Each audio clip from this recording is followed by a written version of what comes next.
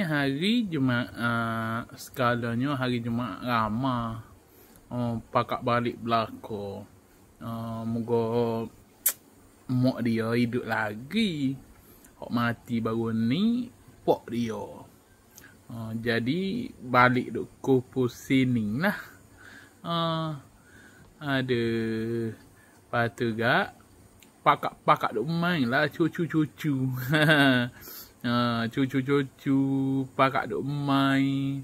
Patu ada cucu kadang-kadang wak balik sore cicik adik. Orang ke nak buat kan ada cicik ke. Baru ada cicik. Sore baru rasanya. Sore.